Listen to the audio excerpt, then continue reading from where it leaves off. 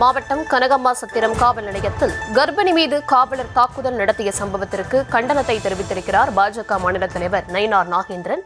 விவரங்களுடன் இணைகிறார் செய்தியாளர் லதா. விவரங்களை வழங்கும்.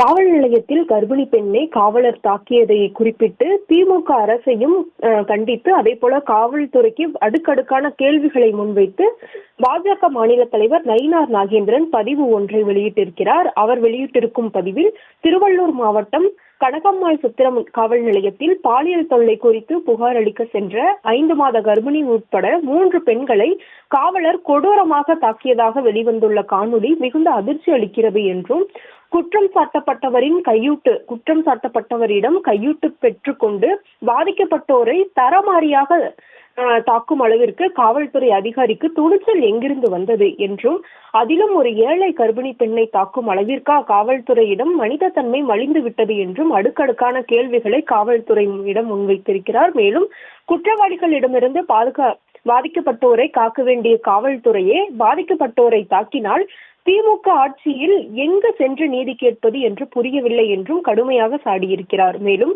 காவல்துறையின் மாண்பை கேள்விக்குறியாக்கும் இந்த சம்பவத்தில் உடனடியாக தலையிட்டு தீர விசாரணை செய்து அதிகார மமதையில் அராஜகத்தில் ஊற்றிடமாக செயல்படும் 3 பெண்களை தாக்கிய காவலர் மீது தக்க நடவடிக்கை எடுக்க வேண்டும் என்று முதலமைச்சரை வலியுறுத்துவதாகவும் அந்த பதிவில் நயினார் நாகேந்திரன் தெரிவித்திருக்கிறார்.